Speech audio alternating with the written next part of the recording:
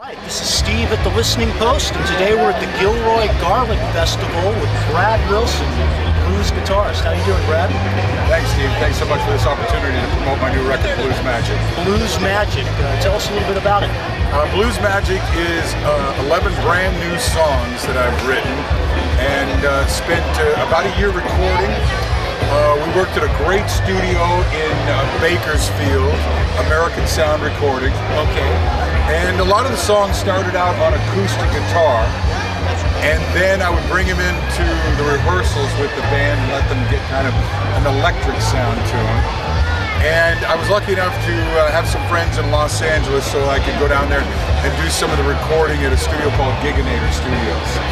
And then as the album started developing and we started to really get towards the end of the recording process, we needed someone to really mix it and make it fantastic. And we were lucky enough to have a Grammy Award-winning engineer, producer named Francis Buckley. Okay.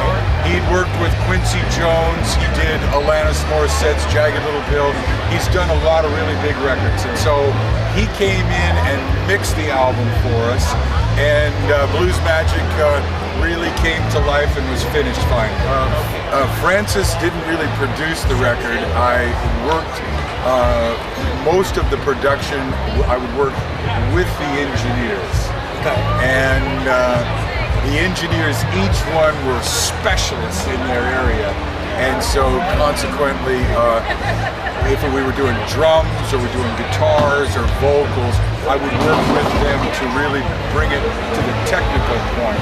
But ultimately, I feel I made the final decisions on all the record except for the mix downs, which I left to Francis Buckley. And how many records have you made altogether?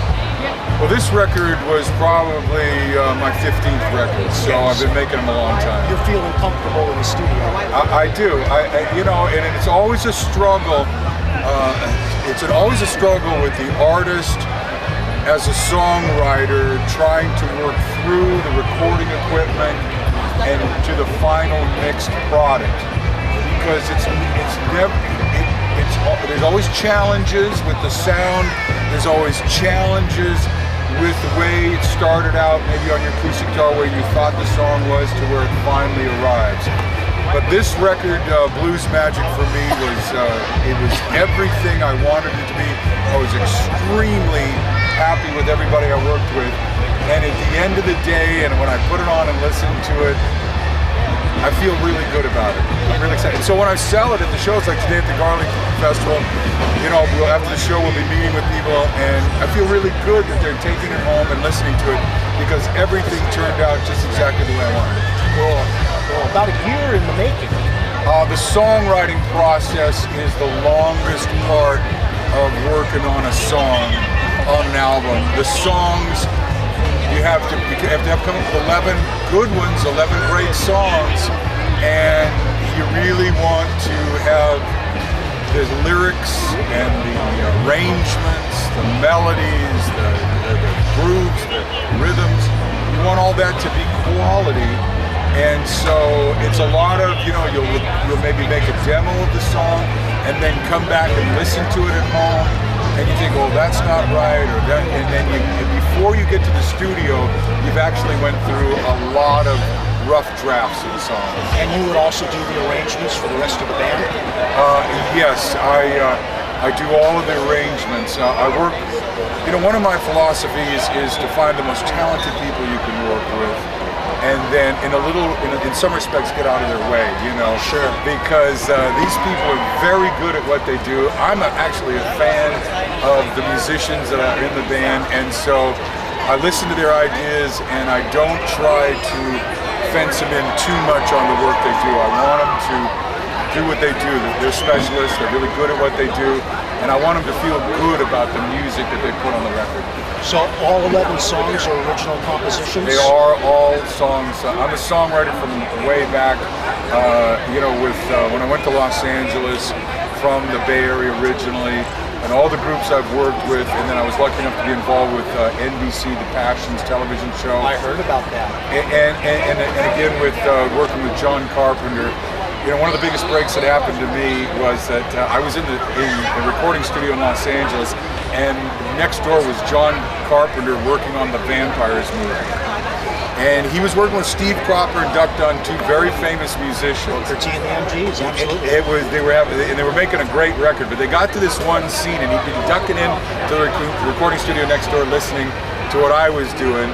And then he said, you know, come on over and check out this one scene in the movie where James Woods and all the vampire slayers come back to the motel, and they're celebrating, thinking they got all the vampires.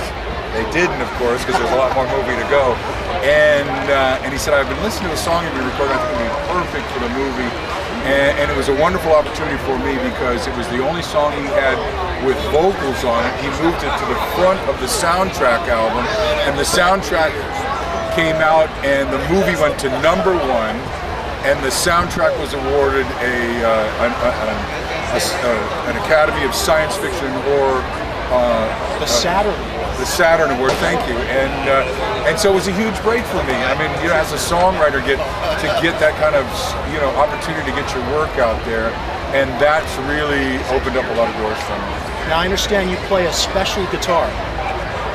Well, it is a special guitar to me, but if somebody looked at it and saw it's just an old beat-up Stratocaster. I was in Los Angeles. There's a small shop called Performance Guitars, and there is a guy named Cooney and there's a gentleman named Yasu, and these are long-time Fender people, and now they build their own guitars and make their own guitars for custom order for Joe Walsh and other big guitar players.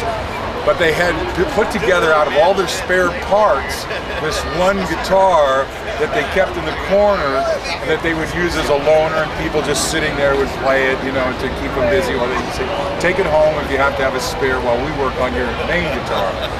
And I used to play a Gibson Les Paul, which is the counter to the Fender Strat, equally as cool, but just a different sound. Right. So I would go in and have my Les Paul, you know, set up and worked on and kept in good shape.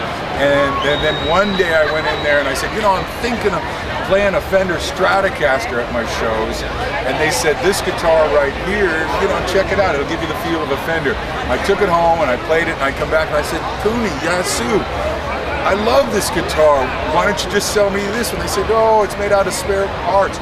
But of course, these are master guitar makers, and so their version of a spare parts guitar was still like, you know, a wonderfully well-built guitar. One-of-a-kind instrument. One-of-a-kind. It's all made of all spare parts put together. They had it around the shop.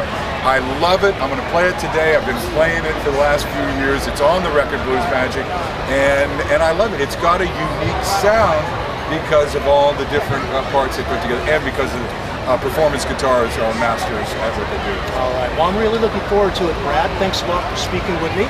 Looking forward to seeing your set and checking out Blues Magic. It's nice to have this opportunity, Steve. Nice to meet you, and thank you very much for letting me get the word out about my new record, Blues Magic. I want to invite everybody to go to my website, which is bradwilsonlive.com. bradwilsonlive.com.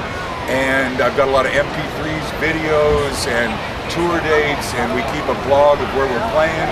So, and you can reach me through the website, bradwilsonlive.com, if you've got any questions. All right. But it has been a pleasure for me to be here at the Garlic Festival and get a chance to talk about my new record. Thank you very much for that. I'm sure the viewers at TotallyGuitars.com will get a real kick out of this.